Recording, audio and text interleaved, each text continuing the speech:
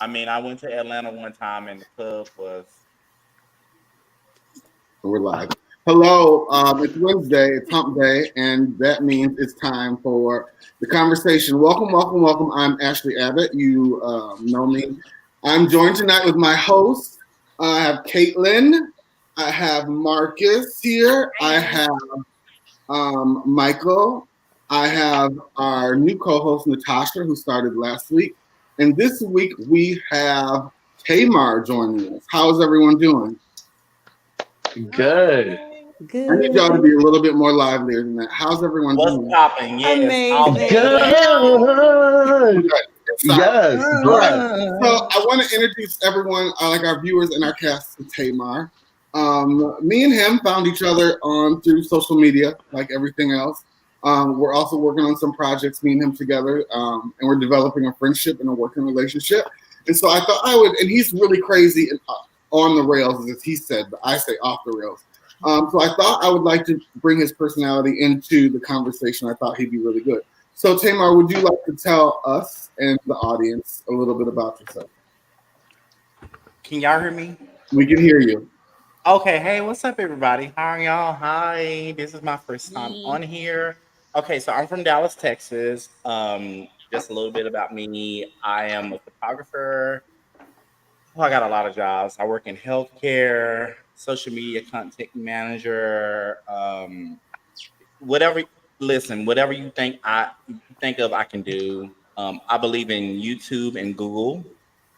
I'm gonna figure it out. If there's a check involved, I'm gonna try to get a check. Okay. Yes, I'm 36 years old. And yeah, I'm just really excited about doing this. Like Ashley said, we found each other on social media through a mutual like associate, and we just kind of started talking, and we just started just like we haven't really told each other our stories, but we've been just like getting to know each other more and more. And he gave me this opportunity, so I'm like gonna take him up for it. So yeah, welcome. Thank y'all for letting me be here. I'm excited. Welcome. We all welcome you, and we Yes. love you. Welcome. Welcome. Welcome.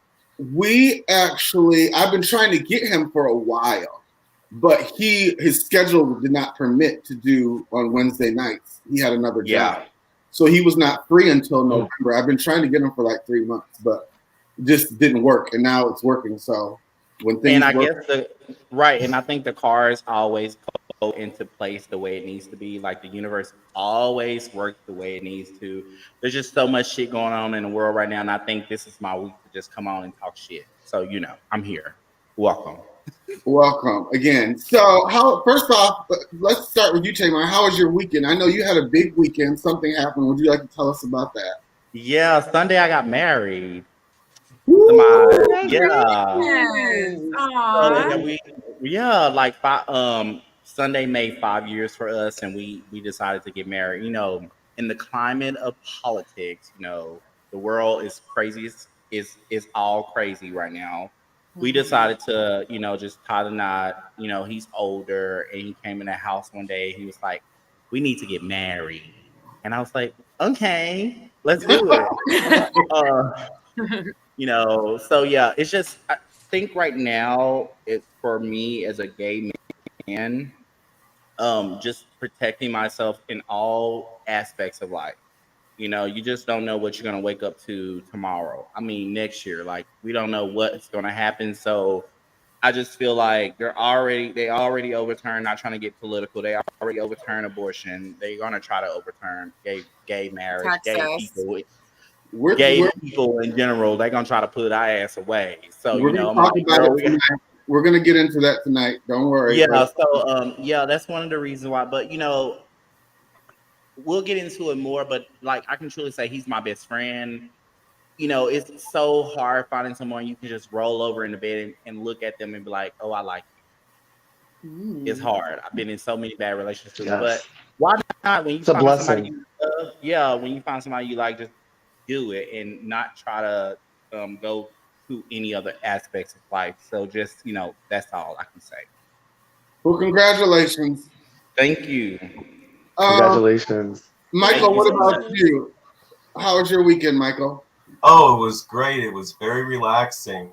We had a nice private event at the terrarium, the details of which must remain confidential. But otherwise, I got to orgy. No. Ah! Continue. Anyways, the rest of the time I got to spend growing and working with my plants. So it was Yeah. Cool. They're so pretty. Marcus, what about you? How was your weekend? You know, we had 2 softball games and we gave it our all and we got our ass fucking beat. And you know, sometimes you need a good ass whooping and we got it. So we're coming back next week. We're gonna fight hard and hopefully get some wins. So here we go. You can't win them all. Kate, how was your weekend? You sure can. It was fine. I was in Kalamazoo, so I'm getting ready to relocate there. Officially relocating from Chicago, getting everything, all my ducks in a row, and living in a townhouse in Kalamazoo, which I'm really excited about it because it's like 1,800 square feet. It is freaking huge. So I'm super excited, and it's about time. So I'll be reporting live from there, but also still working and living in Chicago a lot. But yeah, so that's where I'm at. Bitch, you better be here. You know, you my road dog. I need you here in Chicago. So I'm coming for that Cuban guys, food, so we got to go to Humboldt Park, okay, honey? I'm sorry, I don't know geography. Where is Kalamazoo?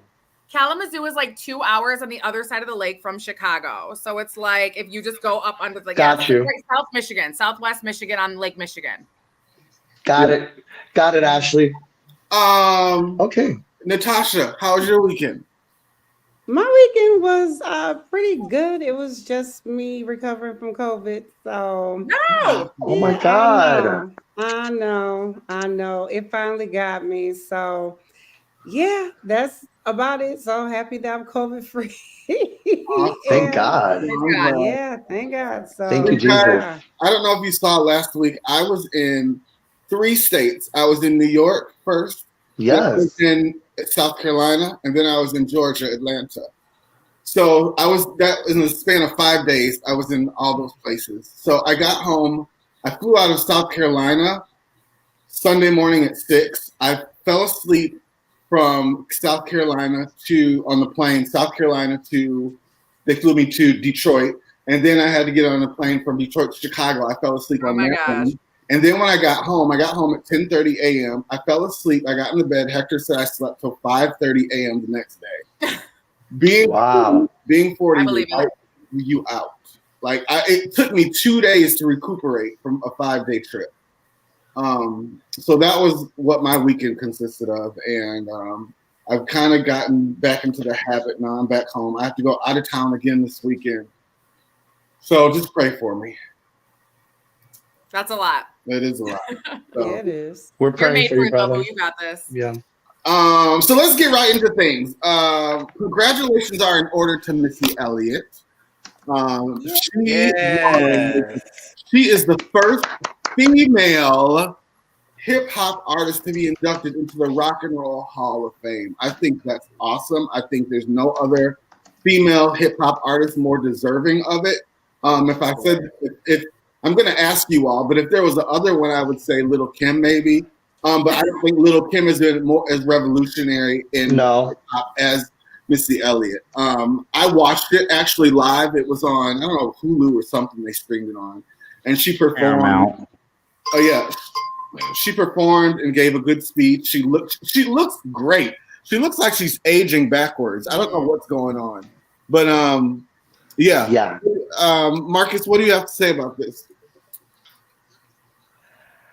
You know, I mean, the thing about Missy that separates her from other female rappers is she's an innovator. Not only does she write her own music, she also produces it. She makes the melodies. She does it all. She also has done so many hits for everyone. This has been a long time coming, and Missy deserves it. And if there's any other female artist that I would say hip hop wise that would get inducted after her, I would be probably Nicki Minaj would get inducted after her because they're both so innovative with their sounds. And, you know, Missy just set the wave and paved the way for girls to be different. You know, you didn't have to be a rapper. You didn't have to be tough. You didn't always have to rap about pussy and eating ass. You know, she changed the way and, you know, she deserves it. So love you, Missy. Congratulations. Kate, what do you have to say about it? Love Missy Elliott. Been a fan since day one. Her and her Hype Williams collab. I mean, phenomenal. Anybody else? Maybe like Janet Jackson. I'm ready for Janet Jackson to get the respect she deserves. Yeah. Michael? Yeah. Well deserved. Well deserved. And if you think about it, she was kind of the first female rap iconic feature, right? Featuring Missy Elliott was kind of the first one that really landed for me. I can't think of one before. So, well deserved. Congrats, Missy. Natasha? Long overdue, well deserved. I remember her from the group Sister when she really first came out, and then when she did that song with Gina Thompson, and that's when she had made her solo debut. So I have been a fan of her since day one. My personal philosophy and rule with a Missy Elliott video release is you got to watch it twice. Because you gotta listen. Actually, you're gonna usually just watch the video first because you don't know what she's gonna do, the choreography, everything, and then you can actually listen to the song on the second watch. So, Natasha, let me ask you, if there was another female that you think So innovative. hip hop artist, who do you think it should be? Hip hop, honestly, I really can't even think of one because Missy Elliott has just she gave a voice for women who weren't conventionally pretty. The dancing, the choreography, the singing, the rapping, the producing, everything. Honestly, she's it. She really is. Tamar, what about you? I think for me, Missy deserved it. Like she just pushed so many barriers with fashion, and I mean, thinking about like all the music videos she brought out. Look at music videos now. Like her aesthetic, everything is just effortless. I honestly don't think anybody else can beat her for this award. If I could give it to somebody, I would give it to Queen Latifah. Just because that's interesting. she has. Yeah, I think for me, Queen Latifah has broken barriers. Like she's done blues, she's done R&B, she has done every genre. But I just think that it's kind of hard to put another female rapper on that pedestal right now, because right now, like most female rappers right now are singing about pussy, ass, and all the other things. But the one thing about Nicki Minaj, I wish that she would do is be more welcoming to the other female rappers around her. Yeah. Stop right there. We're gonna get into it. We're gonna get into that. We have that subject coming up in like two stories. Boom, bye. So going on. So also in the female rap news, Kaya is tired of being compared to Sexy Red. People are saying that she's the Kaya of our times, and Kaya says she's not, and she is I quote, a deadbeat young thug ass looking bitch. That's what Kaya told her. And so Sexy Red clapped back. Well, you know what? Hold on. Sexy Red clapped back and called her a hater. And somebody, maybe Tamar can help me with this for other shows, but there's actually a clip I wanted to play, and I hope you all saw it, of Kaya reading Sexy Red back. I don't know how to put clips in yet. But Kaya, everyone knows Kaya can read. Like, that's what she reads. And she read her for filth. And so I guess the question is, do you guys agree with this? Is Sexy Red the new Kaya?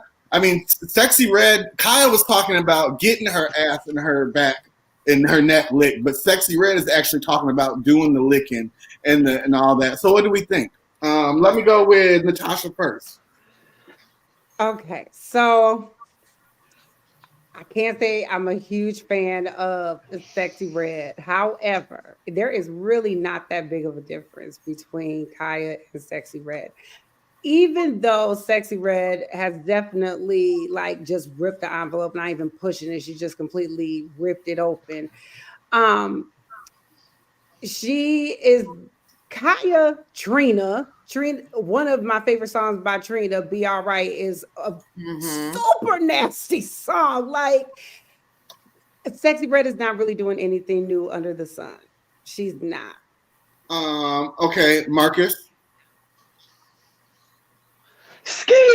I love Sexy Red. I love the fact that she's liberating the girls. She's letting them feel and do what they want. And she's totally our version of Kaya, except she's actually more successful. She's making money. Kaya's jealous and broke, so she's a bitter fucking bitch, and she doesn't have anything to show for it besides that show on YouTube that T. Madison quit because Kaya's unbearable. Kaya's a hater. She's mad that Sexy Red took what she did and took it to the next level because Sexy Red is getting endorsements. She's making money. She's making, like, her singles are actually charting on Billboard. Kaya never got that, and she's just a hater. All right, Michael. What does charting on Billboard even mean these days? I mean, come on, you can stream a song and it's a hit. It means that you're making money and being able to pay your bills. I personally have never even listened to Sexy Red other than like the minute of the track I could make it through. Charting on Billboard means that more than just the people down the block are listening to your music. That means that collectively the United States is buying and streaming your music. That's what it means when you chart on Billboard. So it doesn't matter if anyone thinks she's a ghetto ratchet bitch. So the point is now radio airplay and record sales was how you did it. Now it's more than that. Regardless, we're talking about this. Record sales don't matter this day and age. It's all about streaming. Okay, hold on. Let Michael finish. Go ahead. It's not a good look, right? It's kind of punching, I don't want to say downwards, maybe sideways. I mean, we're older, right? Why is she starting this beef with someone who's on the up and up? It almost seems like a plant story to me. Like somehow they knew this would be a great news-making moment, so it's manufactured. Seems a little ridiculous. Kate, what do you think? I mean, I'm into it. Like, I think this is Gigi. Like, this is Sexy Red's time to shine, you know? Let a ratchet bitch thrive. Like, let her get on. This is America. Like, not everybody's freaking proper. Like, this is what it is. This is who lives here. Like, let her shine. Who knows if she's going to go all the way and become, you know, Nicki Minaj or, like, at those levels where she's winning Grammys. Let her do her thing and let's see if she can climb to the top. Kia's just trying to stay relevant. Even though she can read, she has her own shine. I think let Sexy Red do her thing. She's not hurting nobody. All right, Tamar. Okay, I'm Team Kaya all the way. Not gonna change. Same here. For one, Kaya, you know, My Neck, My Back is still playing on the radio. It charted. It went #1. Kane Wayne with it was a hit. It's a classic. It's a classic. And I think for me, I feel like with Kaya, she's just really saying, like, don't compare me to these young girls. Granted, you know, Sexy Red is hot right now. You can't take that away from her. But I like what Kaya said. Let's see where they're at 25 years from now. Right. You know, it's very political. Music is so political. Like it's gonna be so many people that have so many opinions. But at the end of the day, I just think that everybody's in their own lane. I don't feel that Sexy Red is trying to be Kaya, but if you look at Kaya and Sexy Red, they kind of got the same vibe. So, Kaya, go ahead. I'm sorry. But I mean, at the end of the day, I mean, you can't take away from Kaya what she's already done. I think she should have won a Grammy for fucking My Neck, My Back. Like she should have got a Grammy. I mean, when that song came out. When that song came out, everybody was all the ladies pop. Everybody was in like, and they wanted to get in the pool and the little floaty. You know, as soon as that song dropped in the club would go up. Like, and it still does to this day.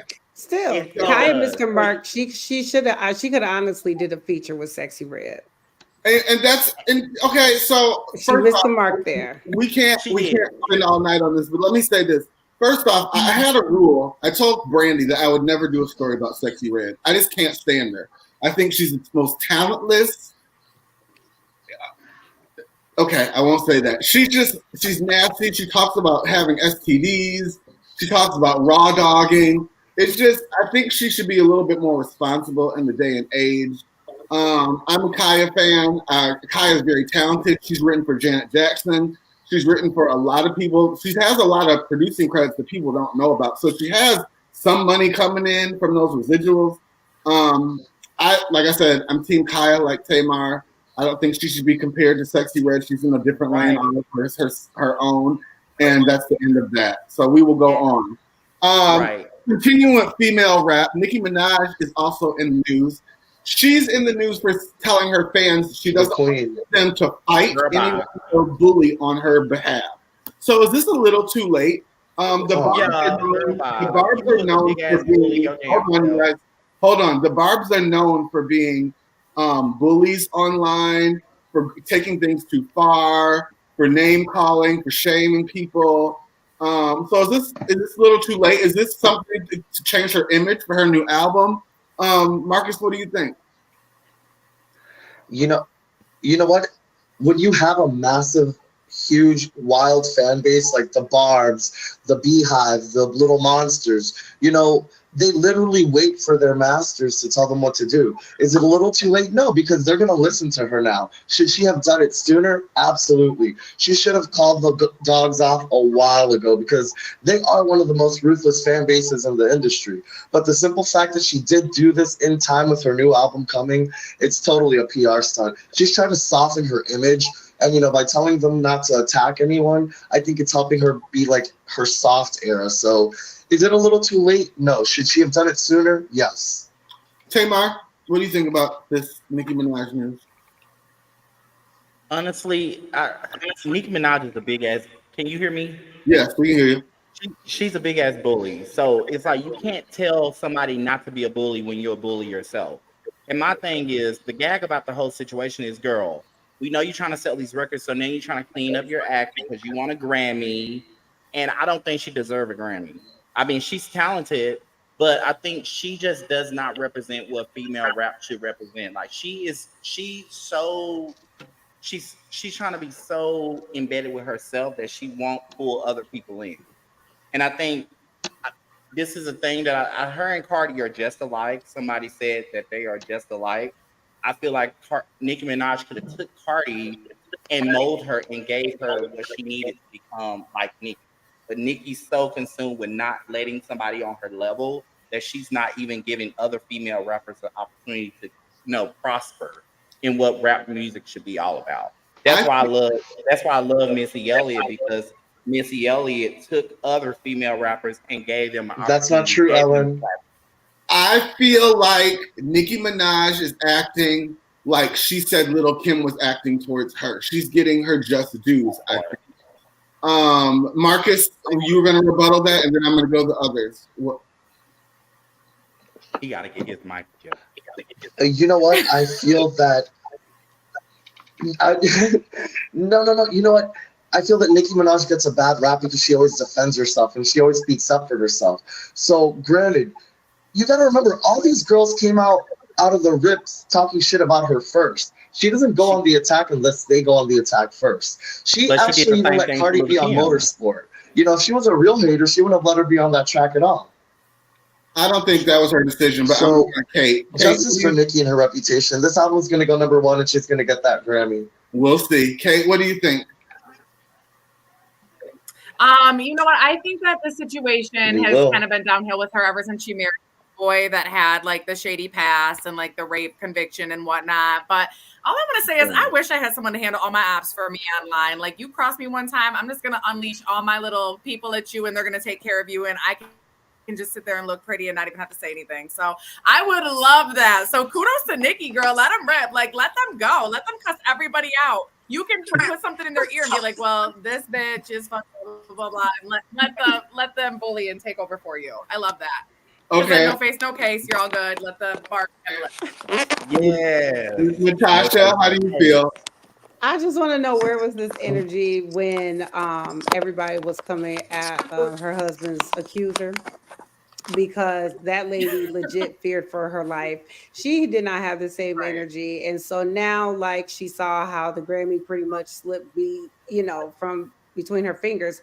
And even though I'm not the biggest fan of her personally, musically, you got to give it to her. She does deserve a Grammy. She deserved a Grammy a long time ago. But I think she is definitely on a campaign now to try to make herself look better. But I think that it is a little too late. I think so too. Michael, what do you think? I'm not convinced there's any strategy here on this one. I have a feeling Nicki Minaj is intergalactic, like some of these other famous talents, right? So she probably is talking about it now because it's the very first time it's occurred to her. She never cared until now. So here we are.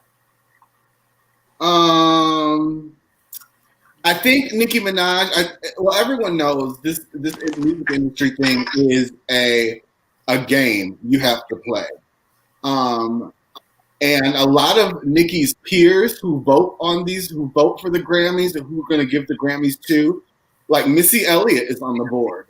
Jermaine Dupri is on the board. And a lot of those people Nicki have come at have friends, like Little Kim and Missy are best friends.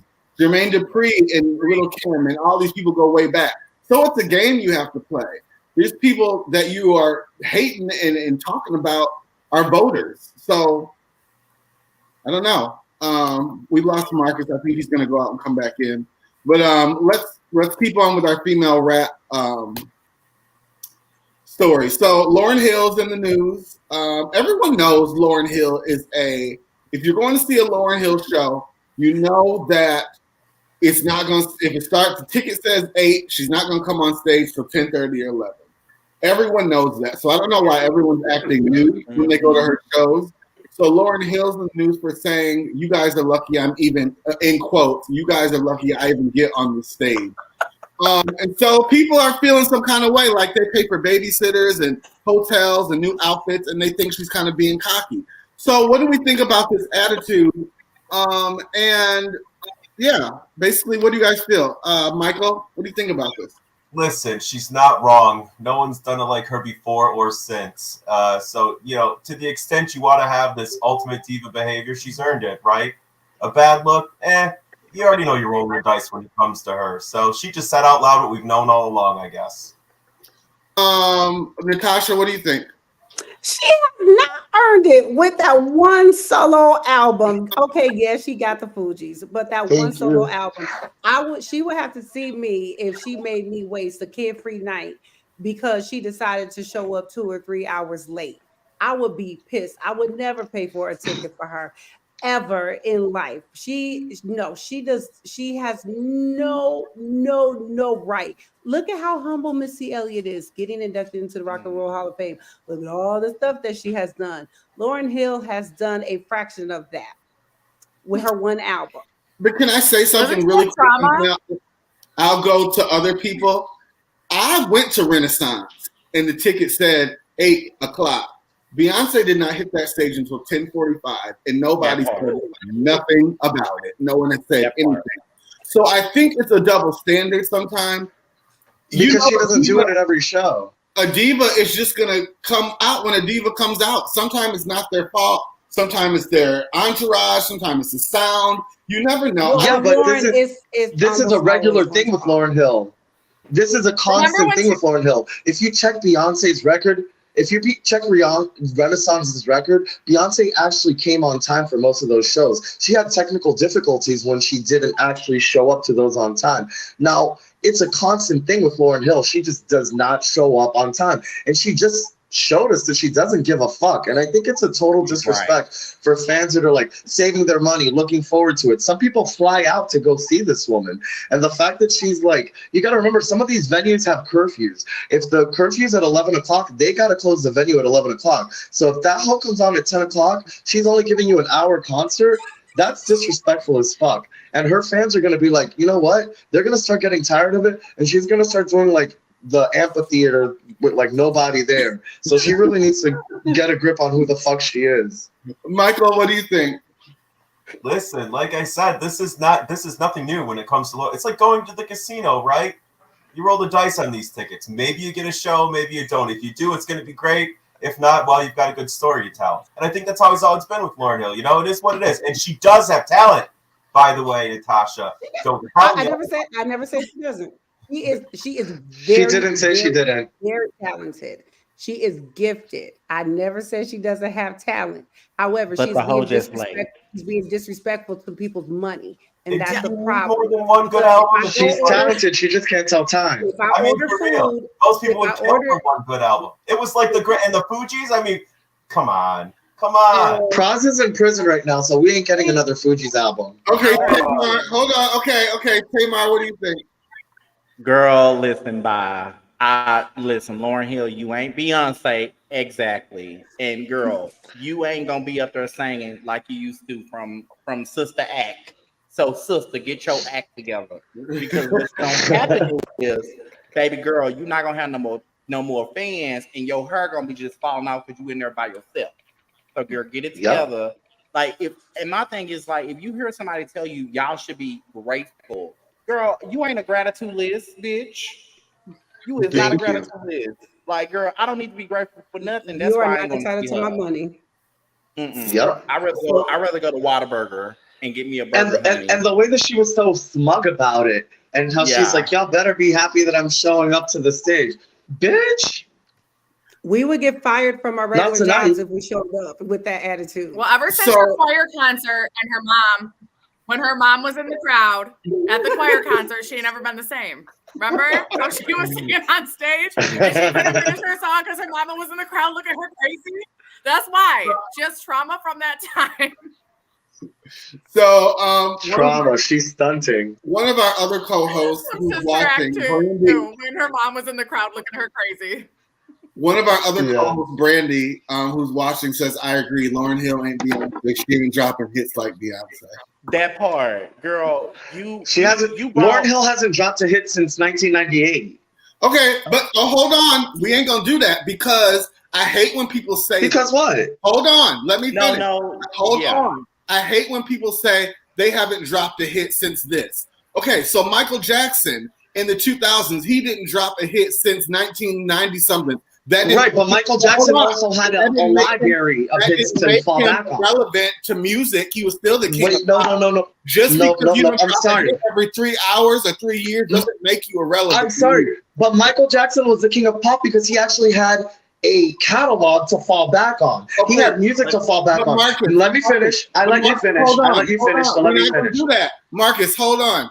The younger kids, this younger generation likes to age shame or say, or they're washed up. They haven't had a hit since 1990. That doesn't make their whole body. No. But we're talking about Lauryn Hill and Michael Jackson right now. We're talking about Lauryn Hill and Michael Jackson right now. Lauryn Hill does not have the catalog to fall back on anything. Lauryn Hill does not have a catalog. She has one album, she has 2 features, and she has 3 Fuji songs that were popular. Okay. Michael Jackson had a catalog since he was in the age of 6. So when people call him the king of pop, it's because he had a catalog to fall back on. He didn't need to release a hit. Lauryn Hill needs to release something. That's why Michael Jackson is the king of pop, and Lauryn Hill is the king of being late. Okay, are you done? I don't feel that since an artist does not make music for 10 or 15 years, it does not deem their whole career irrelevant or they're washed up. Like Lil' Kim, people say that about her, but she's proven her shit.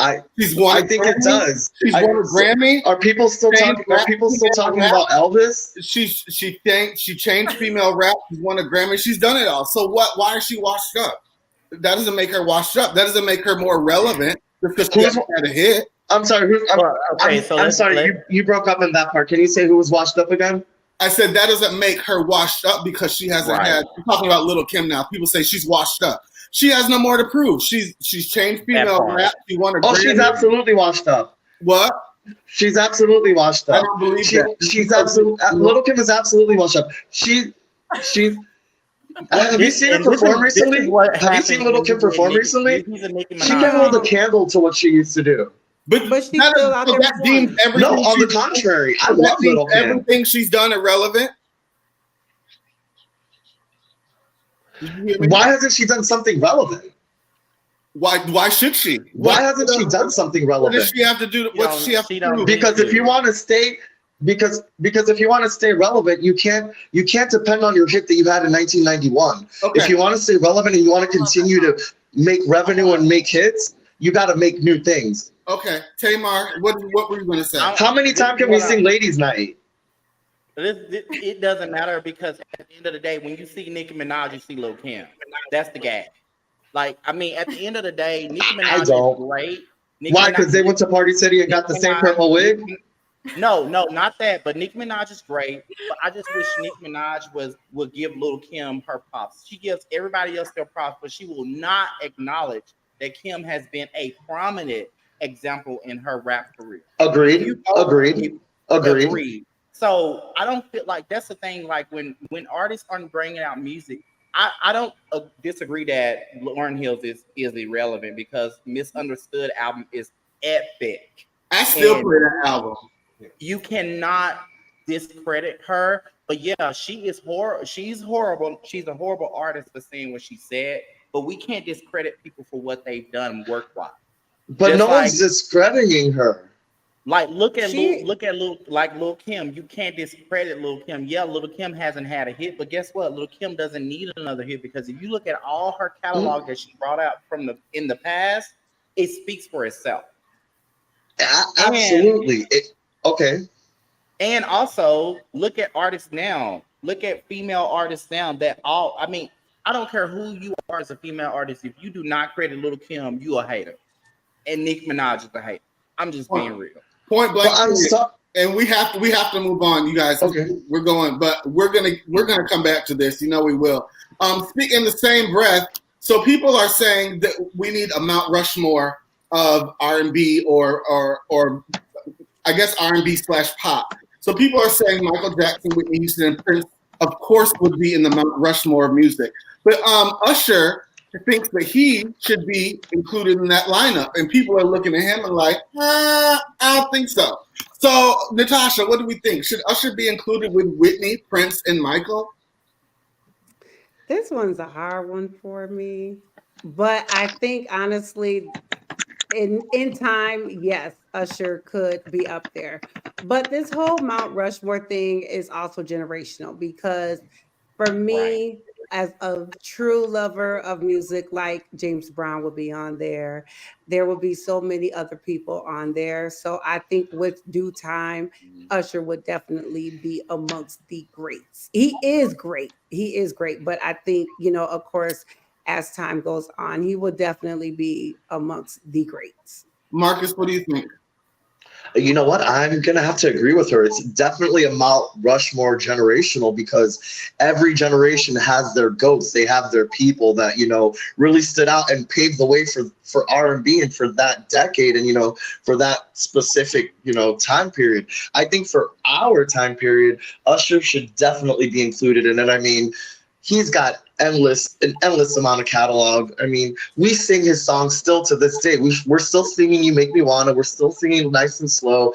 You can go anywhere. You can go to Japan and they know who Usher is. Usher's just one of those timeless artists that he sings, he dances. He went to the school of Michael Jackson. He doesn't just go up there and depend on pyro and electrics and dances. He really puts on a show and he's a true artist. I think that he really does deserve to be in the Mount Rushmore of our time. 100%. Michael, do you think that he belongs with Michael, Prince, and Whitney? There is not a universe where he does. And moreover, I don't think he ever will.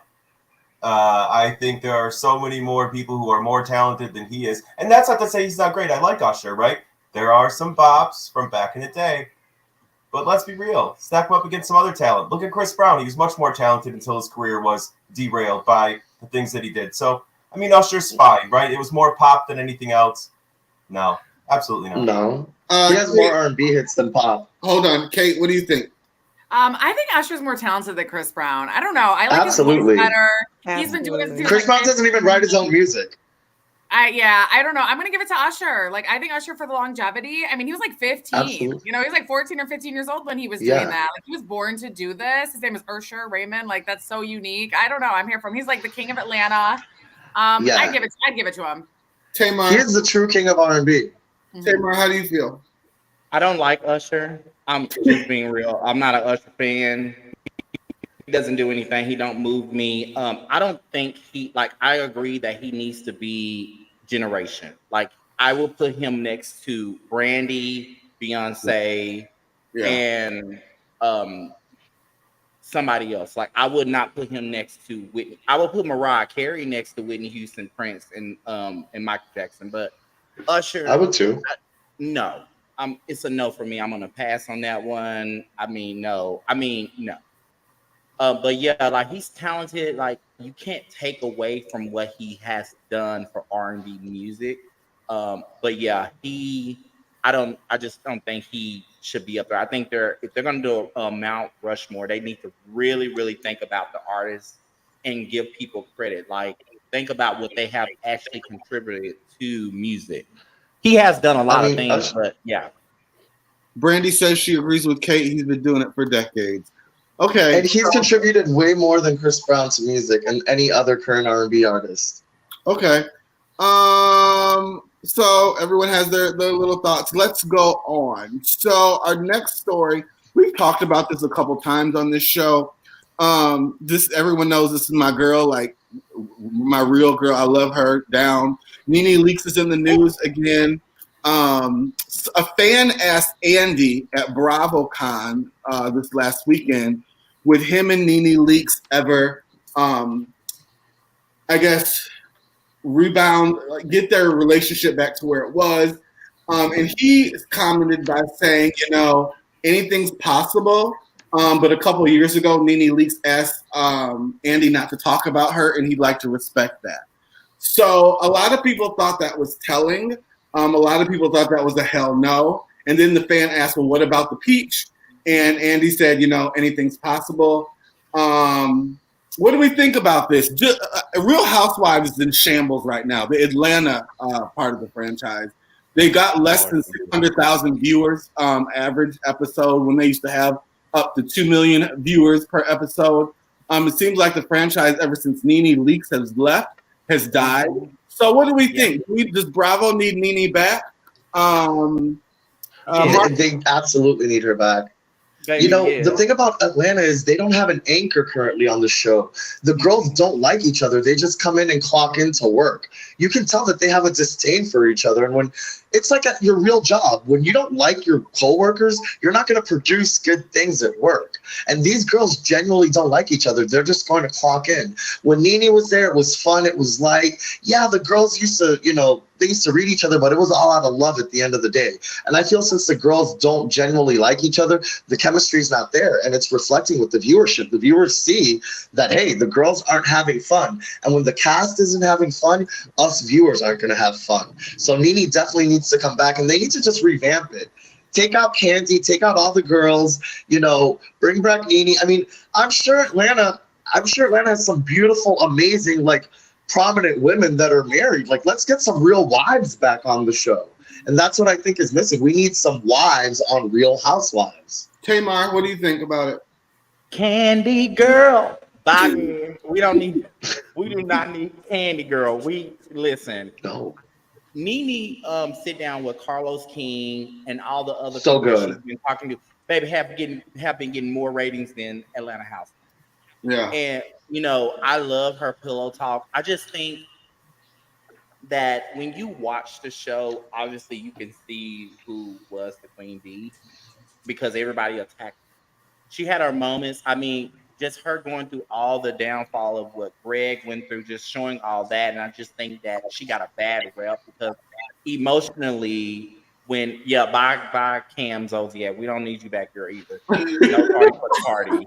I love him. No, we don't. What a waste. But total waste. The thing is, I mean, Nene is good TV, and I really, really hope that she can come back and do something. Like Bravo, I think what I would like to see, me and Ashleigh have talked about this. I think they should do a red table talk with Andy and Nene, and they sit down and hash it out. And I think that will bring some ratings to Bravo. The ratings that they've been needing in total. If Nene and I don't think Andy would ever do it. I think he's a coward. I believe they had a real friendship. I really do believe they had a real friendship, and the writings were on the wall for Nene because they were doing it to Tamra. They were doing it to some of the other OGs, like letting them go for a season and then bringing them back. And I think that really hurt Nene.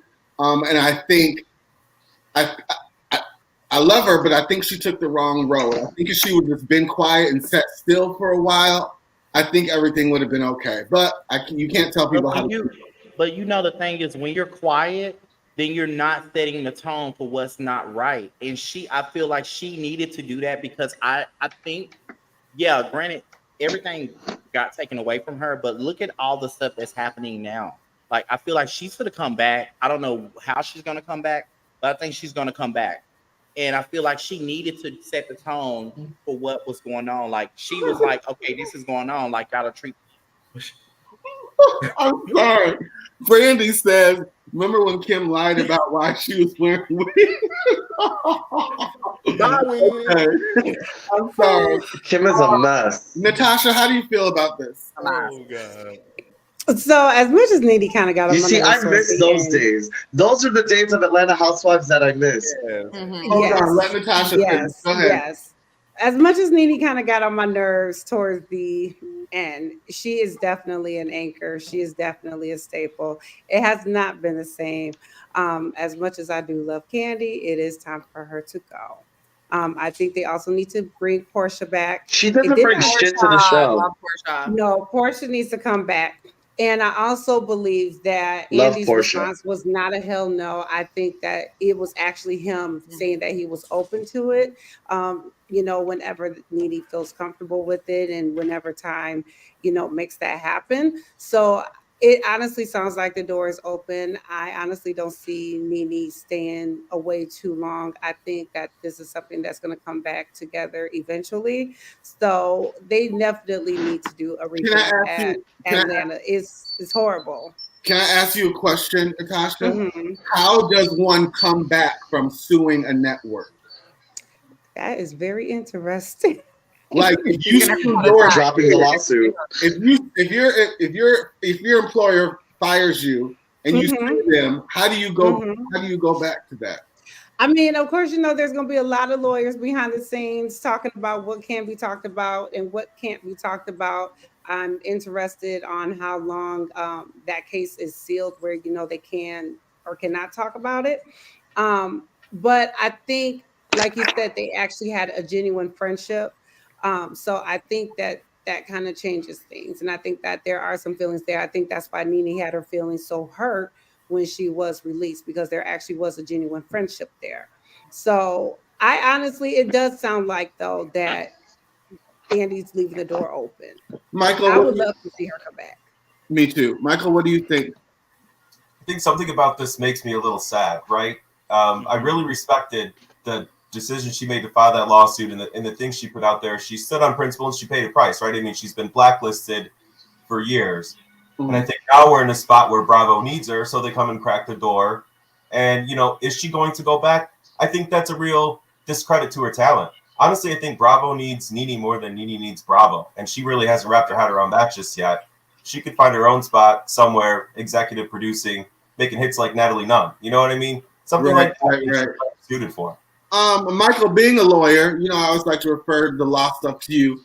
How does one come back from it? Is it possible to come back from that? Like, how does that even happen after all this has been done? Yeah, so anything is possible. There would likely be some type of non-disclosure agreement signed for some amount of money as a part of the compensation package, and everyone would go about their merry ways. And she'd never really be able to talk about what it looked like or anything else until maybe a memoir very much later in life. Okay. Kate, have you said anything yet? No, you know what? It has gotten really boring. And I only like housewives if they're like stupid, dumb, rich. So it's like I just want to see people with money. So like Portia, she's got like private jet money, like Dubai money. So it's like that's the kind of people I want to see. Like I don't care about Kenya or anybody else. And they're, it's just like I don't care. Like that's my life. I don't care about that. I want to see rich people. Right. Housewives has lost the je ne sais quoi. Like they forgot what they were for. They were about showing the lavish lifestyles, like showing us behind the curtain of things that we didn't see, that we didn't have access to. I want to see I want to see the diamond parties like in Beverly Hills and with the champagne. I can see a hoe fighting at fucking Burger King any day of the week. You know what I mean? I think they really just need to like ramp it back up and just remember what the focus of Housewives was. And I think once they do that, the ratings will start coming again. Exactly. So moving on. I want to say one thing. I think that I think that it can be possible for it to come back because look at Monique with Netflix. Yeah. Monique sued Netflix, and guess what happened? Everything got She got a special. She got a special, and baby, guess what? Boom bop, she back. So I think Nene can come back. I think the door is open. I think her and Andy are going to eventually have a conversation, and we're going to see it. And guess what? Bravo is going to bring her back. It's like Michael said, Bravo needs her more than she needs them. Yes, and moving on, and keeping with the Housewives theme, Candy is in the news as well. Candy, Fucking bitch. Candy Burris has inserted herself into the Justin Timberlake versus everyone war. She basically has said she's team. Well, she didn't say she's team Justin, but she said, you know, people have accused Justin of using the black culture back in the 2000s with the French braids and the bandanas and talking black and using a black scent. And Candy was saying basically back in the 2000s, that's what we did. You know, it was part of the culture. The pop artists hung out with the rap artists. There was nobody thought anything of it. And she's basically saying people are getting canceled these days for things they did back in the early 2000s. And so she said she thinks everyone should get off Justin's case, and she doesn't really think it's an issue. Lance Bass has also inserted himself in this war and has basically told everyone to give up, you know, ease up on Justin. I think he's just looking for a check. He's ready for this reunion. So. He needs that in sync money. That's why. Right. So he's saying everyone let up on Justin. It was back in the 2000s. You know, people make mistakes. Let's move on. So what do we think about this? Candy and Lance inserting themselves in this. I'm going to go to Kate first because this is our thing. Our 2000s. We were very inserted in the 2000s early pop genre. So I want to hear you know, he's from Memphis, so a lot of white guys down there, you know, that's like their vibe anyway. I mean, I feel like we grew up around a lot of white guys that, you know, acted black, you know, and then they took the ICP route. I don't even know. But I'm used to white guys acting that way. So I don't know. That was kind of his vibe. I mean, he had a stylist. I don't mind him. I do think he's always been an asshole, though. You know, and Lance is just trying to say that because he's trying to go on tour and get that tour money. I don't blame him. So I would suck Justin Timberlake's dick all day to try to get that tour money. So I don't blame him. But, no, that was definitely the style. And he's from Memphis. You know, it's not like he's from like some all white town and he's just stepping in trying to like that's like the culture down there. You know, it's very urban. No, I don't. He was totally blackfishing. Marcus, what do you think? I'm live. Justin Timberlake was definitely blackfishing back in the day. It was not as accepted as they're making it seem. Like, yeah, pop artists had like that R&B sound to them, but they weren't blatantly blackfishing with like the cornrows and the yo, what's good, my dog? Like they weren't acting like the full like Justin was. Like Justin was blatantly acting black in front of our faces. And the only reason that we loved it was because we were all cheering and loving in sync. So we were all very like, yes, we love you, Justin. But now that we're adults and we have sense, we're like, oh shit, wait a minute. And on top of the fact that she talked so much shit about him in the book and she brought so many things to our realization that like he's been such a prick for so long that just added to the hate of him. So it's like anything that anyone can talk shit about Justin to right now, they're going to attack it because everyone is so hurt about what he did to Britney. Was he blackfishing? Hell yeah. But I mean, that was just Justin. He did anything to be popular and be number one. And it is what it is. And as for Lance, supporting him, duh, he needs that in sync money. So bitch, keep supporting him, keep going in the press and saying that you love him, because honey, you need to pay for that money and that rent in Calabasas. Do what you gotta do. Okay. Trish Bendick said embarrassed to be a former Justin stan, Team Brittany. He really was too. Natasha, what do you think about this? Okay, Candy should have just shut up and minded her own business. Yes. Her opinion was pointless on this one. Okay, I'm also conflicted because I'm a huge Timbaland fan, and I would be remiss to say that Timbaland did not produce some amazing albums for Justin Timberlake. Mm-hmm. However, I am a Janet Jackson stan, so it is still F Justin forever. And if I ever catch him in these streets, he's getting socked in the face for Janet, just for Janet. Brittany, I mean, you know, I know that's your girl, Ashleigh. So, like, I wasn't really that attached to Brittany, but for Janet, he could still catch hands. But can we also add how he stole those tracks from Omarion? You know that those tracks on Future Sex Love Song were originally getting produced and made for Omarion, and then Justin came into the studio with Timbaland and was like, "Yo, Tim, what's good?" No, and he took all those fucking songs from Omarion. Omarion should have had My Love, freaking Sexy Back. Those were originally planned for Omarion. I gotta go do Okay. some homework. Hold on, Tamar. What do you think? What do you have to say about all of this? Justin Timberlake can kick rocks with an open toe shoe. I don't like him because he have pulled down women to get to where he is. First, he did it Mhm. to Janet. Well, did it to Brittany behind closed doors. I believe everything she's saying about him. Like, and then you Oh snatch yeah. a black woman's breast titty pasty off. Now she can't even perform at the damn Super Bowl. So you done tormented all these people, and you ain't really all that like. This is the thing. Justin No. Timberlake took other people's talent and used it as his own. He Mhm. took a sound like, I mean, Timberland knows how to give people a sound, Mhm. and he can mold them into what they want. And I totally believe that those songs were for Omarion. If you think about the music that Omarion was doing before Sexy Back came out, those songs sound just like that. And like Marcus said, Omarion was supposed to have Sexy Back, and then Oh Timberland wow. took it and gave it to Justin Timberlake. So listen, I don't have a problem with people acting another color. Like, you know, if you want to be white, act white. If you want to act black. But if you are blatantly taking things, and you know, in this industry, I feel like people have a blind eye to so much because whatever you can make a dollar for, it is. You're gonna make that dollar. So if you Okay. have a face where you're talented and you're able to make that dollar for that record label, who are they gonna give it to? Who are they going to take? They're going to take it from artists and give it to artists if they feel that they can make that money. And that now it's different. You know, like you get famous off TikTok and you good. Right. You don't This need is billboards. Omarion. Michael, what do you think? Candy's right. It was just different back then. Yeah, But you're you right. know, it was. You know, I honestly I didn't even think about what he was doing when he was doing it, and I lived through all of that. You know, the forum on how he's kind of a crappy person. I mean, I always think it's interesting. Pretty much most successful people did exactly the things that Justin Timberlake did to get to where he's at, and that we have such a problem with it when it's like singers or celebrities.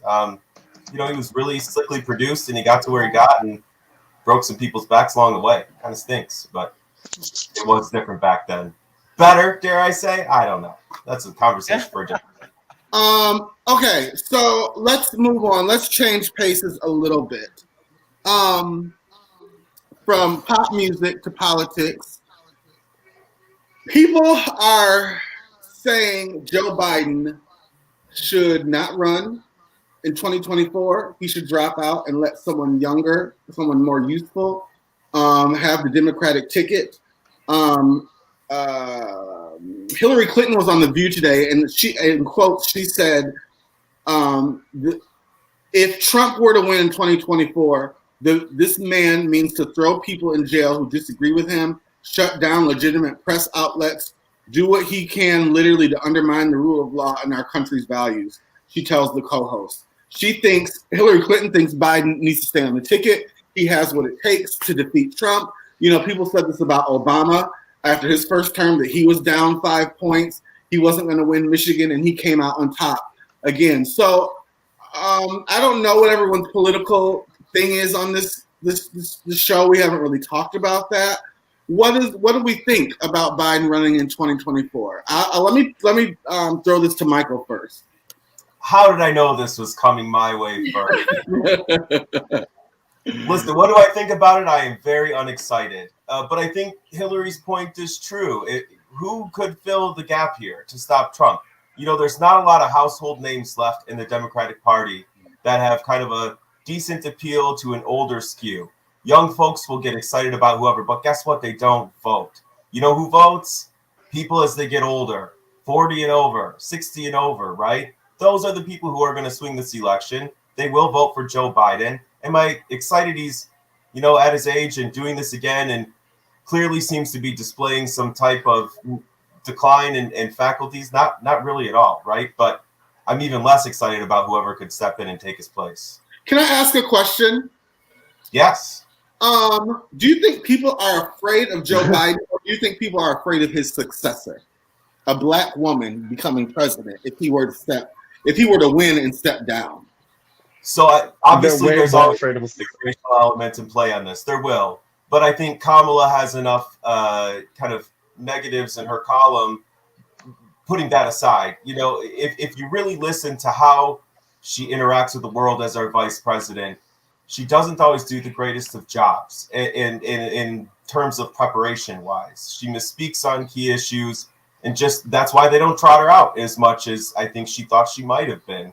So I think there's the subsect of people that just don't want to see a black woman president under any circumstances. That I'll give you. There's a whole other subset of people that just specifically have issues with her track record as a prosecutor, as a politician. Let's not forget, this is the person who, in her first debate with Biden, said he was a racist and supported segregated schooling, and then weeks later was his vice president. So, she's got her own cross to bear, I think, on some of this stuff. And I want to bring other people in, but me and Mike, I love having this discussion with Michael. Do you think that could potentially happen with a Trump DeSantis ticket? They were best of friends and now they're enemies.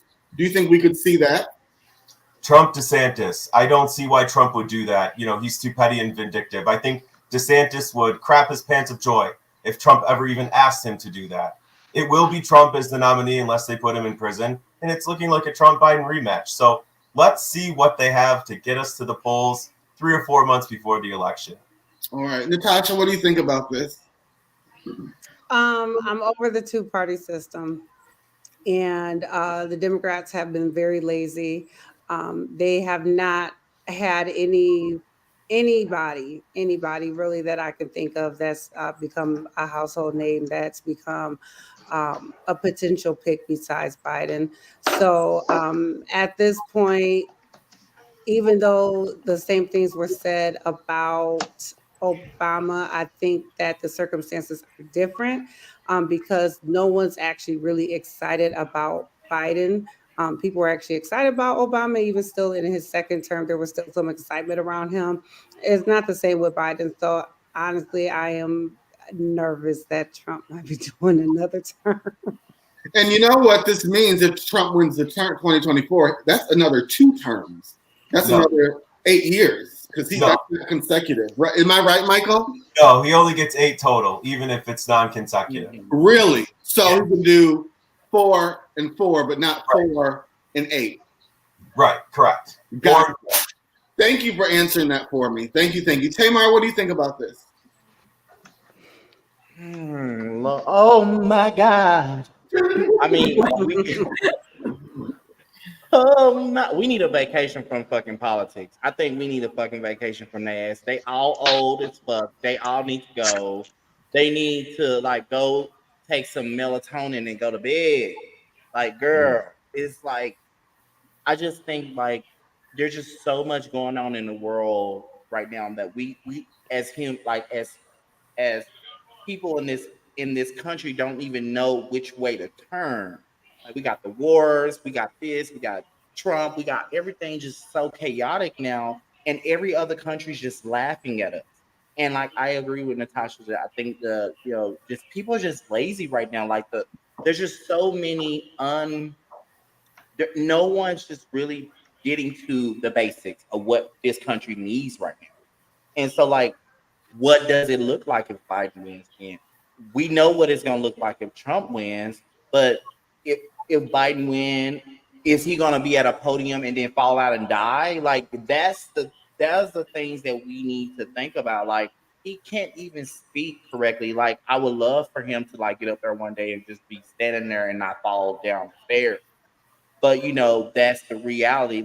We don't know what's going to happen. So it's just I just think politics in general is chaotic, and I think everybody that's there right now is too old. I'm not, I love old people, I love people, but I think there's a certain point where you should step down when you are at a certain age, when you can't give what needs to be gave. It's not given. Period. I definitely think we need some younger blood in politics, but I also think people need. Trump is only a couple years younger than Biden. Yeah, I was about to say they're about the same age. He could fall out from a stroke any day. So it's I don't know. Kate, I know politics really isn't your thing. Do you have anything to add to this or no? I mean, I'm in on another planet because I have no idea what's going on. But I will say that, it in today's generation, it's so much harder to buy a house. It's so much harder to get married. It's so much harder for all these things that generation never had to deal with. That was just, just done so much earlier for them. They have no idea. They have no clue what we're going through, just from like Gen Z and like younger. So they don't understand our issues. So it might benefit somebody to be within the scope of like 45 and 55 that can speak to both generations, I guess. Just because they have no clue what our age group is going through with interest rates and with war, like the kind of war that we're dealing with now. And I mean, that's just my opinion, but I'm far removed. I'm on another planet. I have no idea what's going on. And that was good though. That was a good perspective. Marcus, what do you have to say? I just think society's still really worried about having a black woman in power. So they're just worried that if Biden does win, eventually he's going to relinquish the power to her because he's old as fuck. And I mean, I'm a little scared that Trump might win again because have you seen the polls? Like, he's not even showing up to any of the fucking debates and he's still beating everyone that's like trying to get on the ticket. So yeah, this is going to be a very interesting the next couple months. Is Kennedy still running for the Republican? No, John F. Kennedy died. He got assassinated. Not like the Republican. He got assassinated, girl. Marcus, no, bitch.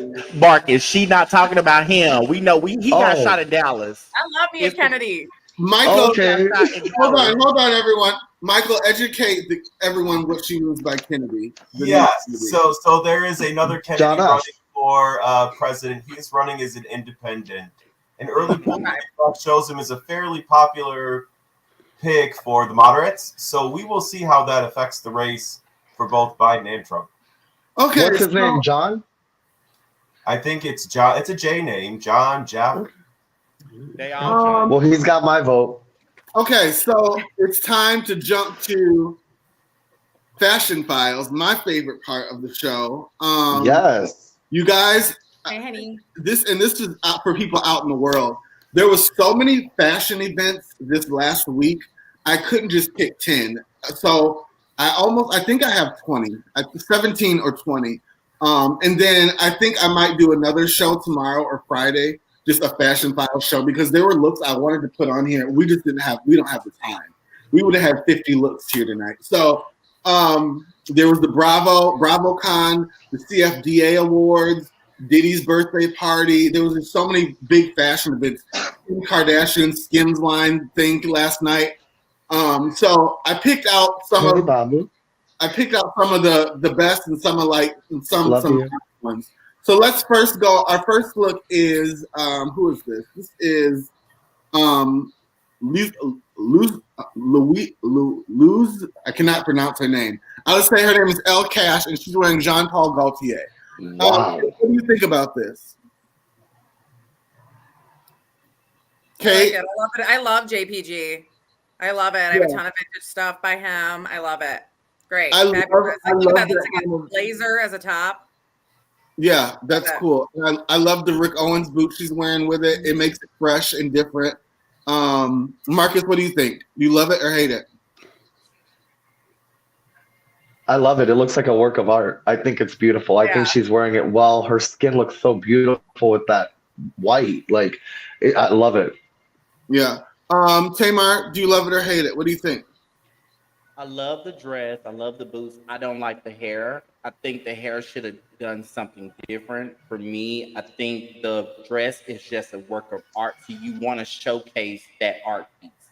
So take the hair from touching it and she's so beautiful. Showcase her bone structure. Showcase her face.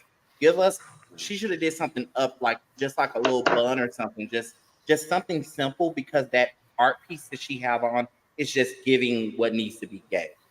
So yeah, I love the face front down is amazing. The hair gotta go. Okay, Michael, what do you think? Exceptional. If they shoot the show Dynasty but with futuristic clothing, this would be in it. Okay, Natasha.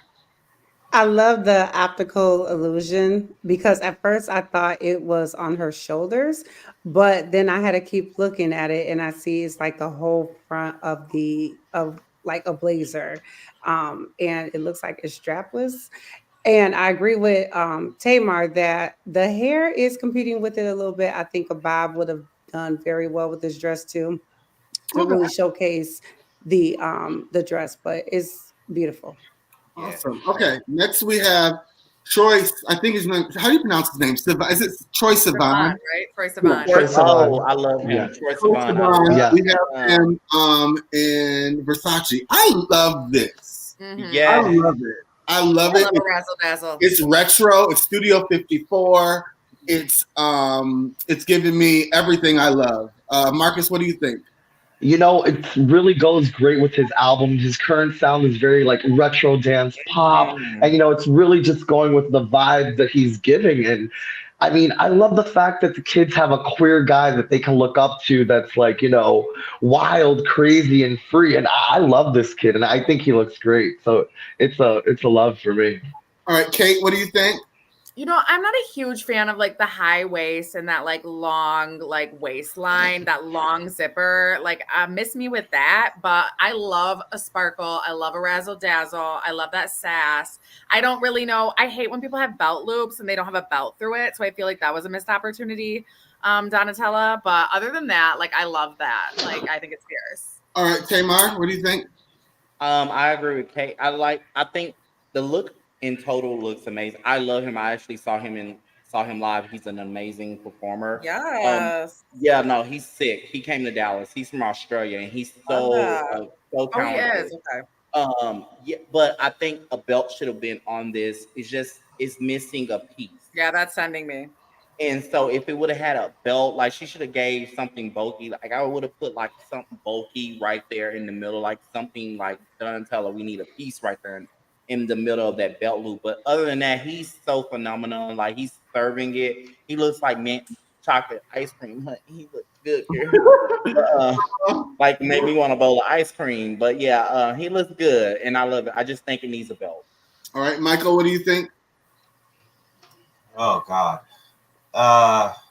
It looks like a really uncool person trying to look cool. Nothing about this is good to me. All right, Natasha. I'm unfamiliar with who this is, so I have some more homework to do. But I think it's a cohesive look. It sounds like from his music genre that this is pretty on brand. So we'll go with it. All right, going on, we have Rich Minzy in Mugler. Oh, retire that. I hate that. I hate the illusion bodysuit. Every freaking housewife is wearing that in a confessional.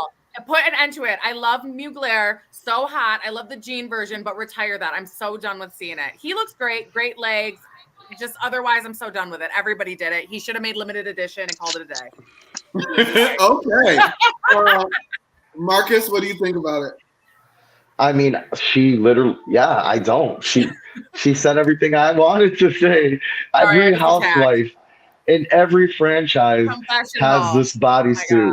And it's just, you know what? He looks amazing in it. And I feel if he would have worn it when the trend first came out, it would have been more effective. But he looks like a housewife that didn't make it to the confessional to me. So I'm going to say no. All right, Michael. That boot is a choice. I was just gonna say the boot. Okay. Tamar. The boot, the lies, the boot. Listen, honey. Okay, it's so much going on in this outfit. He has like the two-piece jacket is not giving. The just everything in this is like he rolled out of bed and was like, you know what? I just want to put on the outfit. I really don't want to get dressed, but I'm just gonna put on the outfit. Mm-hmm. He is sexy. Like he looks amazing. But I think retire the suit, the boots, girl, no. Gotta go. It's a no for me, dog. So this is what I feel like my 4-year-old comes out Like when she got herself dressed and she just put everything together. Like she took some out the pajama drawer, That took part. some out the hanger. She took some out of every single Yes. drawer and put it on and said, Mama, Yeah. I'm ready to go to the store, including the purse and the boots. Yeah. So because I had to tell my daughter to put her church shoes away today. So I believe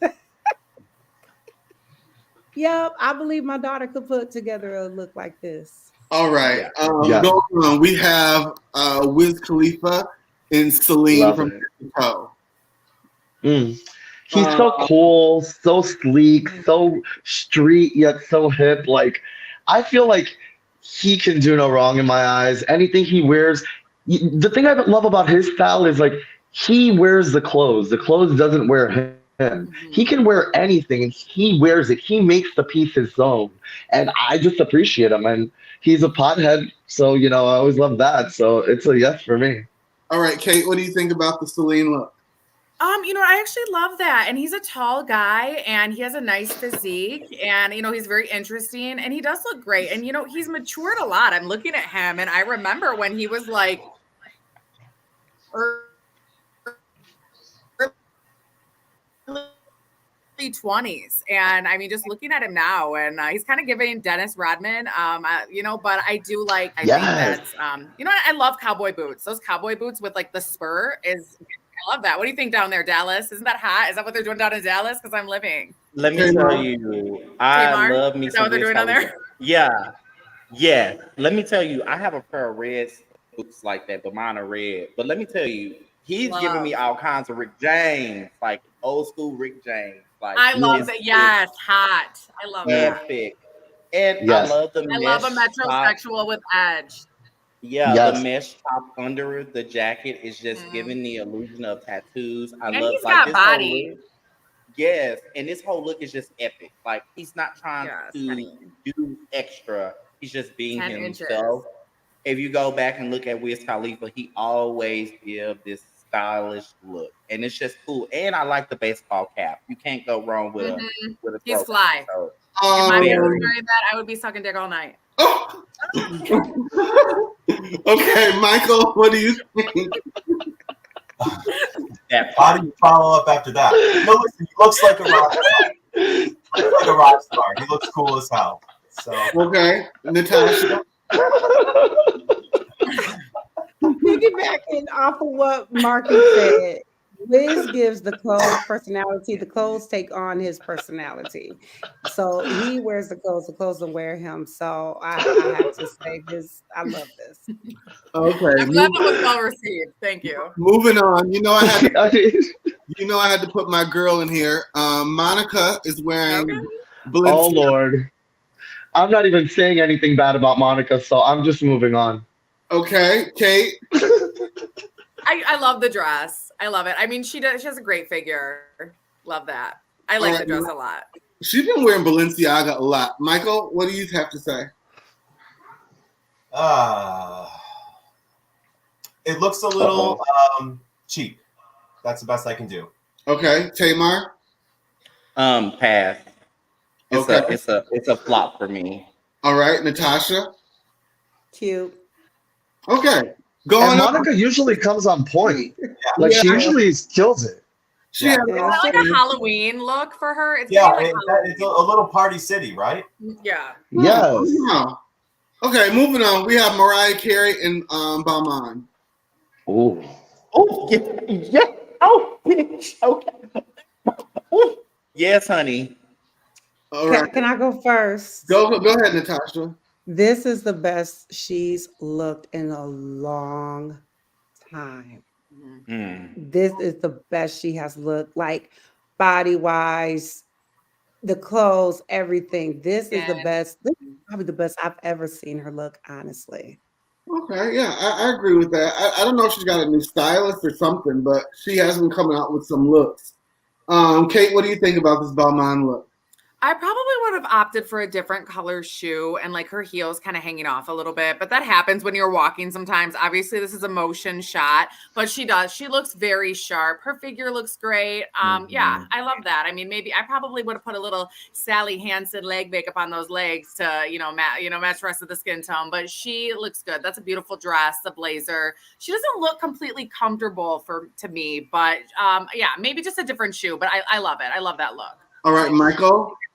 You know, I don't always love Balmain, but when they get it right, they get it really right. This harkens back to like their 2013, 2014 collection. Actually, I know the one.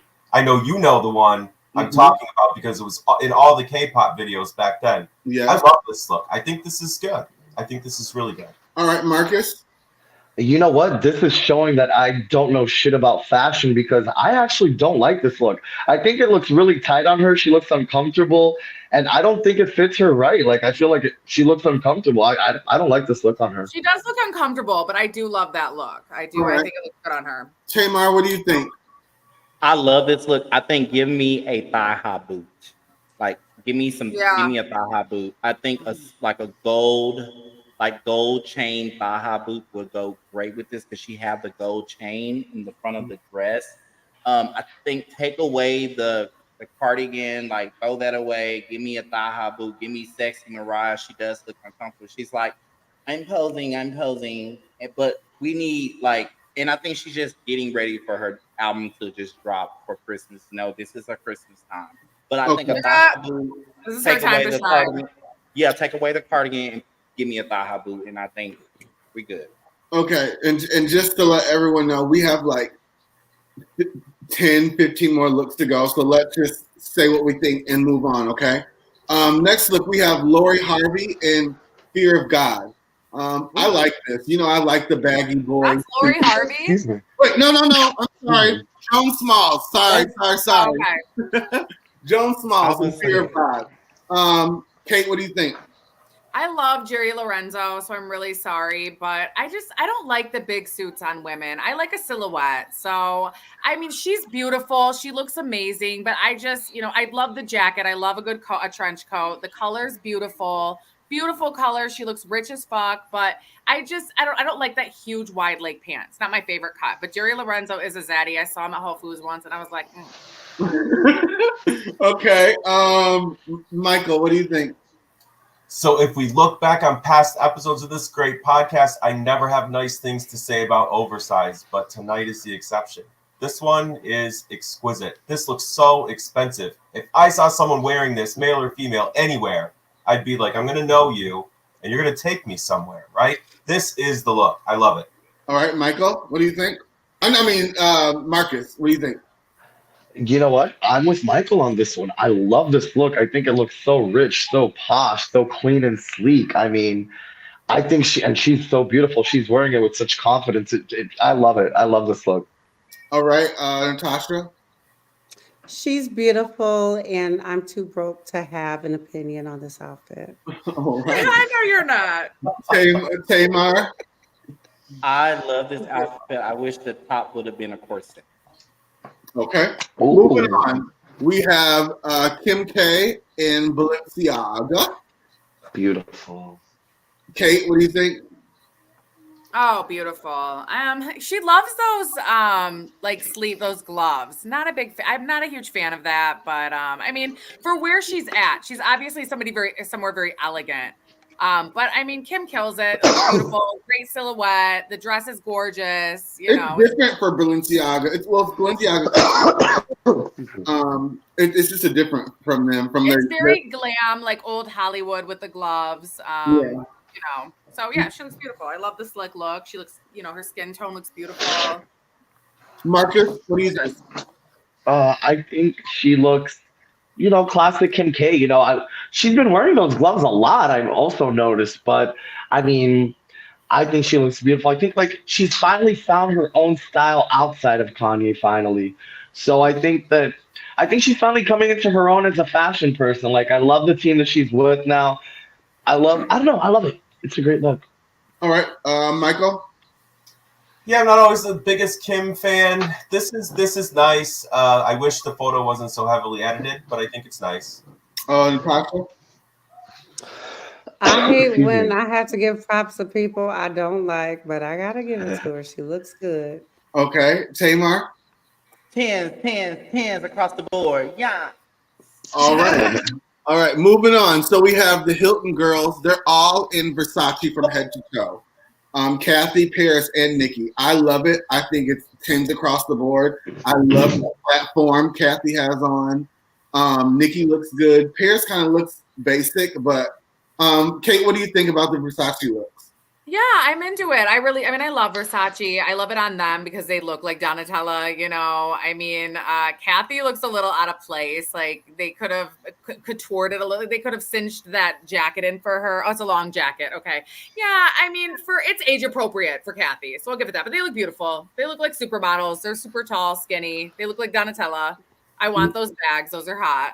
Those bags are like $5,000 each at least. So Marcus, what do you think? Yeah, I love the Hiltons. I love Paris. I love her character. I think they look beautiful and sleek.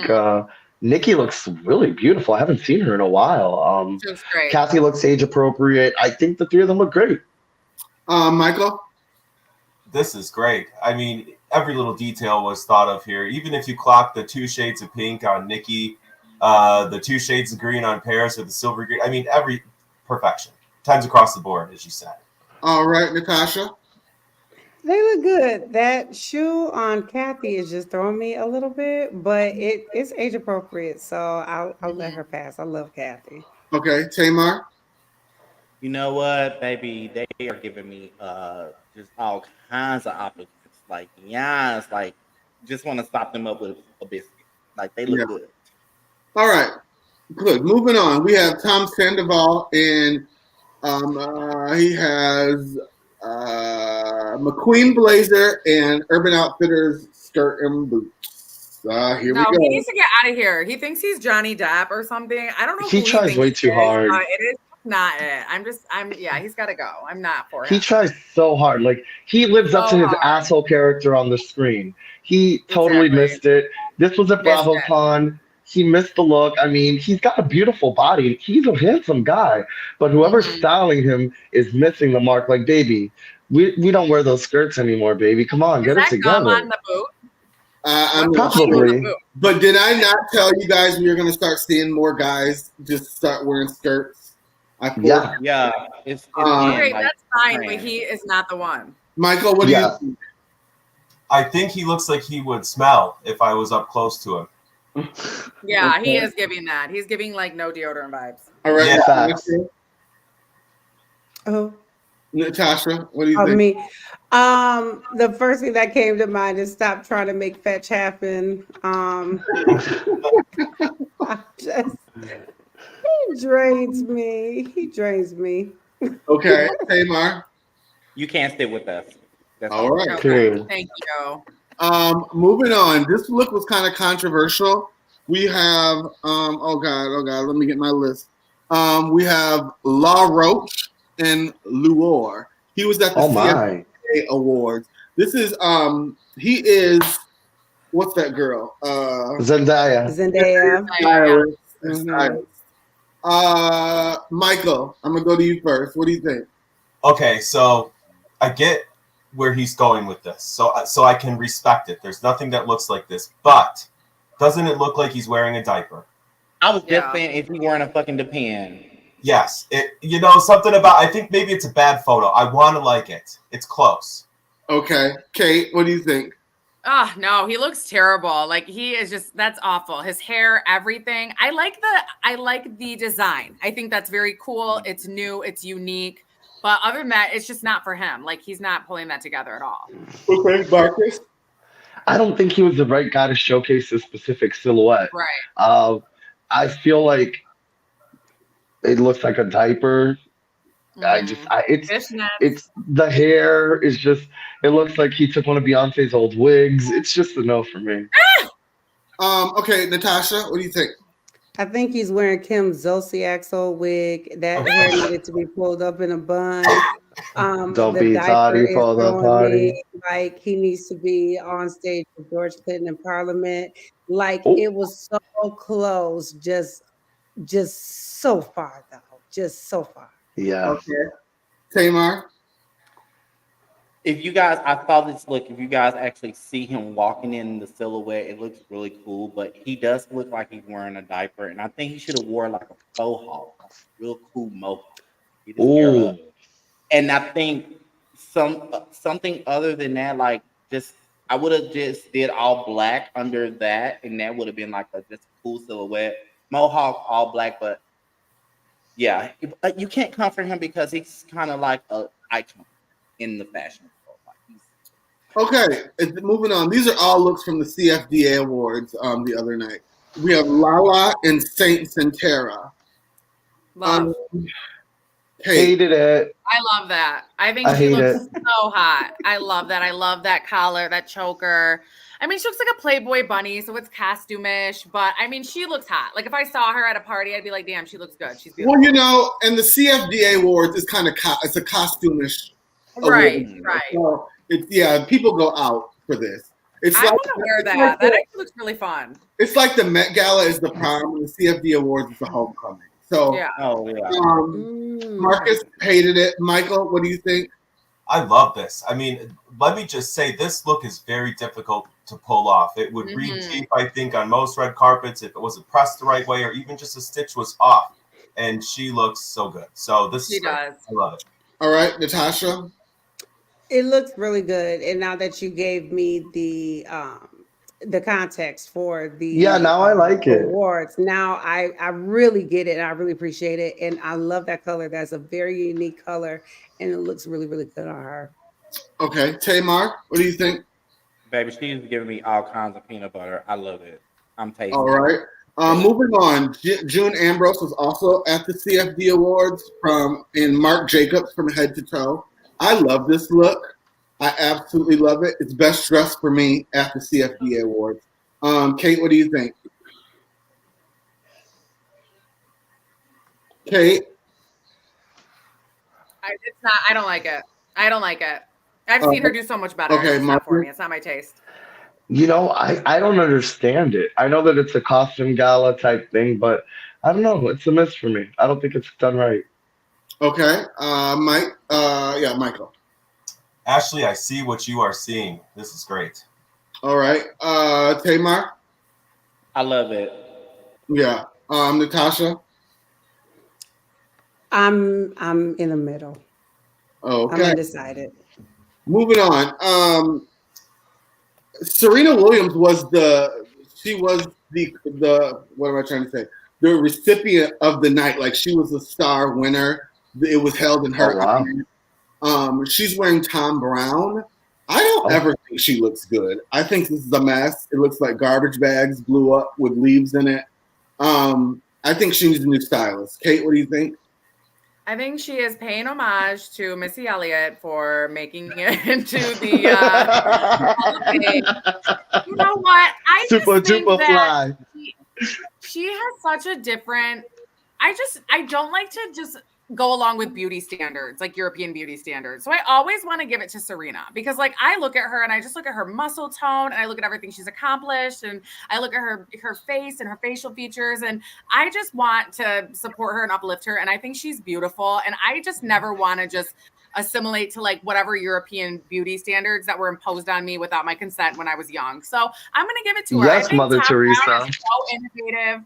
And I would have done without the necklace, but I think she's beautiful. I love that athletic build. I love her cleavage there. I think that'd be really fun to wear. I mean, for a costume ball. So maybe I could do without the train and the necklace. But other than that, diamond earrings. You go, girl. You're rich as fuck, and you got a finance man, and you'll. First of all, I just want to notate that you literally just said you loved her outfit and then broke it apart. You said that you loved everything except the train, the big parts. So you basically just broke her whole dress apart. I just want to notate that, like, you love her dress if it was another dress. I just want to notate that. I'm a Libra. So I'm real indecisive. So that's how I'm always. Clearly. I don't think I'm always gonna uplift what she's doing. You don't even like the diamonds. Damn. I mean, do you like her? All right, Michael, what do you think? I think she looks regal and elegant. I don't love the cut of the bustier, but otherwise I think it's a nice outfit. All right, Natasha. So is not my favorite. I think she is one of the best blank canvases, and I just feel like her styling team just does not get it right. I think she has the Right. most to work with of almost any celebrity. She needs Mm-mm. Kelly Rowland's styling team. Yeah, Yes. yeah. That's Yeah. what she needs, Kelly Rowland styling team, because it's not like she's not pretty. It's not like she No, doesn't have she's a beautiful body. beautiful. She's a perfect blank canvas. Her is just not, it's never ever being done right. There's no She justice looks for like a her. drag queen that's performing at Spanish night at the gay club. Yeah, she needs Kelly Rowland styling team. All right, Tamar. No, girl. Mm-mm. Bye. Okay. And that's the end of Fashion Files tonight. We're going to move on to our last part of the show, and it is Come Sit on My Couch. This is when we talk about relationship Yes. issues. People write in sometimes. This was a hot topic on Instagram this week. A rapper, I don't know who actually said it, but I've seen it, said that the man, she said the man should pay all the bills in the house. Mm. Um, and then I started thinking, I said, well, and if you're in a gay relationship, should the more masculine man be responsible for the house? So it takes us down a rabbit hole. So what do we think? Should the man or the most masculine man be responsible for all the bills in the house? What do we think, Marcus? You know what? It really, there's a couple factors on this. It depends on the dynamic of the relationship. So whether the man is masculine, feminine, some relationships have their own setup. So I personally think that it should be 50-50. That way, a relationship should be equal. So it should be Okay, 50-50. You're can splitting everything down the middle. But can we talk it about the really depends on the 50-50 thing? dynamic of your relationship. Hold on. Can we talk about the 50-50 thing? I've always felt like if we're doing 50-50, I feel like we're basically roommates. Because that's what roommates do. Like I know No. our man, we have a special, like when he has it, he does it. When I have it, I do it. It's not always 50-50. He might pay more one month, I might pay more another week. It's Right. not really And a thing again, like that. and that's what I said. It's all about the relationship. It's all about the dynamic of that relationship. Some months I can pay for everything. Another month my man can pay for everything. It really just depends on the dynamics of that relationship and what you guys have. So Can it I really varies. can I ask who's the more masculine one in your relationship, or is it just both males? Well, I mean, it really depends on what you define as masculinity. You know what I mean? That's another rabbit hole we're not going to go down. Okay. Um, Michael, what I do you mean, think? if you're Go go ahead. ahead. Go ahead, Marcus. Finish. Well, I mean, because I mean, some people would define masculinity as the person that's the top and that's fucking. You know what I mean? So it really depends on different factors. You know what I mean? All right, Michael, what do you think?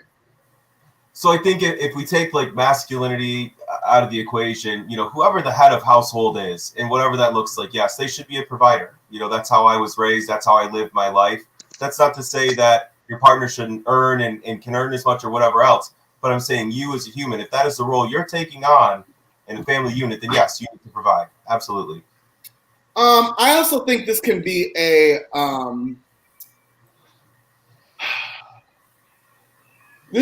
racial thing too. I think in a black household, older black households, like in my grandma's and my grandpa's, I think that is the mindset that the man provides and the woman does not. I don't know, Natasha.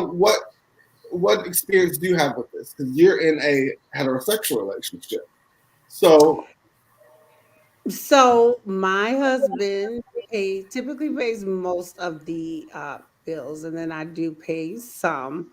I, as progressive as I am with a lot of other stuff, I'm kind of a traditionalist. Like I do all the laundry in the house. He'll, of course, do like a little clothes here and there, but I'm the one who does all the laundry. I'm the one who does all the cooking. I do the majority of the cleaning, but he's also the one who, after he gets off of work, he also works on cars and does some side hustles here and there and too. food's in the kitchen. So I am kind of a traditional girl when it comes to that the man takes care of most, if not all, of the bills, and then the woman, does more of the domestic and the house stuff, the children stuff, and things like that. Now, I am also of the thought if we are going to be 50-50 on bills, that means that we are also 50-50 on everything else in life. So we're 50-50 on cleaning, we're 50-50 on cooking, we're 50-50 on children, and everything taking care of them, the baths, doing hair, dropping off at school, all of that stuff. So there's a lot of nuance that goes with that. Yeah, I don't like that 50-50 thing because let's just be roommates then. And it's Yeah, not but you're real. not sucking your roommate's ass. If you're keeping track in a relationship, it won't last. It never will. Right. You can't keep track in a relationship. You can't keep track like that. You can't say, well, I think I'm up to 55% this month. It's your turn to pay. Agreed. I'd be like, rocks. Agreed. I'm on to the next, you know? This is why I like our panel because we have so many diverse kind of lifestyles. Kate, I know you have an interesting lifestyle. What do you think about this when it comes to?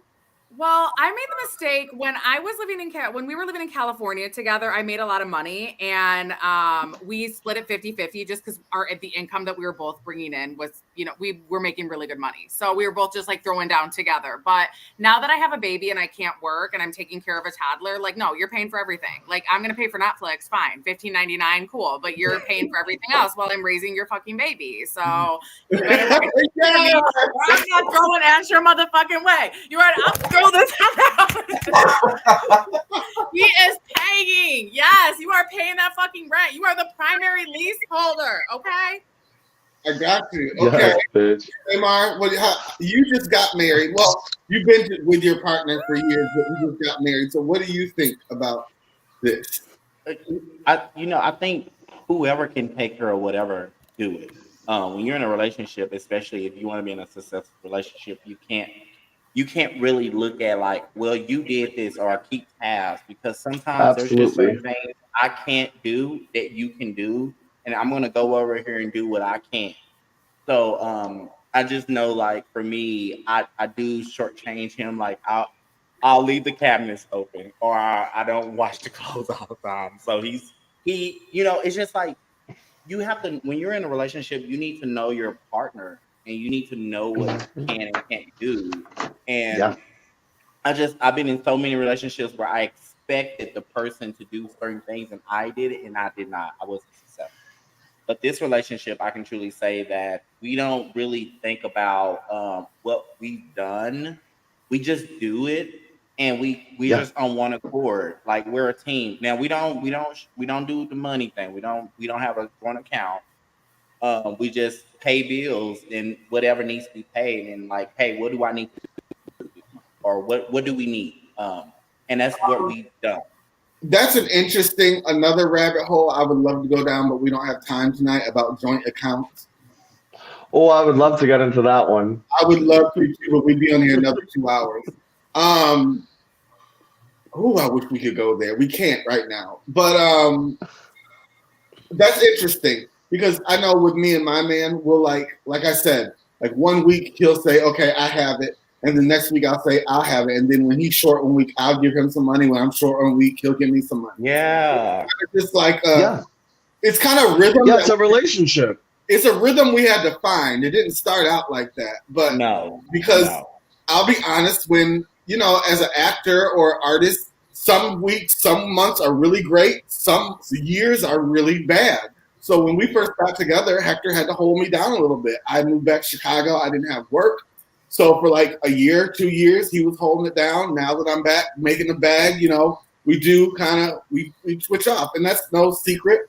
I'm not ashamed to say that. So there's an ebb and flow. During COVID, I was a general manager at a restaurant, and my man does hair and does drag for a living. So he had no work. So I was paying the bills, all the bills. And so I didn't come on. It's like, you need to get your ass up and go do some hair. Like, no, I didn't do that. Like, you got to stay home because you can't go to work in no areas of your life. So I'm going to go and be a fucking man and take It's about supporting and being there for them. Okay. That's what defines a relationship. Exactly. That's what defines it. It's truly being there for that person when they need you the most. And without throwing it back in their face. That's no the keeping score. You can't throw it back in their face because that's when. Because then if you throw it back in their face, you didn't do it out of love. You did it with a false intention, and that's when you know shit's not real. No, but hold on. There's a flip side to that, because I've been the provider for essentially all of my life. And I will tell you this, after a certain amount of time, if you aren't getting the appreciation or respect maybe that you feel that you're due, it ain't easy, right? Sometimes we make it. Yeah, but you just answered your own question. You just answered your own question. You weren't getting the appreciation and respect that you felt that you were getting, that you deserved. If you were getting that, then you would have never threw it in their face. Not because I'm giving all this money, but because I'm waking up every day and breaking my back for my family, right? I'm putting myself last.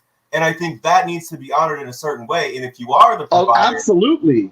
Absolutely. And if you're not getting that feeling back, then yeah, that's a difference. You're not always going to get it. It's not an easy thing.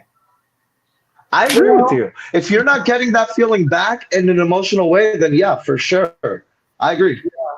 You guys, there's so many rabbit holes I want to go down right now. We just can't. We might need to do a special on this or something, like, because no, we could talk about this for like 3 hours. We really could. We can go down holes all night. Oh, I know you would like. I need a coaster. Okay, I heard that. We had what'd you say, Michael? I heard you, Ashleigh. I know. I can't help it when it comes to Marcus. He knows that. I know. We get in trouble. Okay, so we had a good show tonight, you guys. I'd like to welcome Tamar and Natasha to the family officially. Welcome, guys. We love you. Welcome to the family. I love y'all. Thank you. Kate, thank you. I love having Kate on here when she can come when she's baby free. Michael and Marcus, you guys know you are the OGs. I always love having you. So we had a good show tonight. So thank you for watching. Everyone stay on. I mean, the cast stay on when I end the stream because we have to talk about something. But everyone else, please like and share this. Like and share. Last week we had double viewers than we had the week before. So we're trying to reach a goal, like maybe 75 more viewers this week. So please like and share. It's working. We're a new platform. We're trying to get our streams and our numbers up. So again, please like and share. We love you. Have a good night. Bye. Bye. Bye, guys.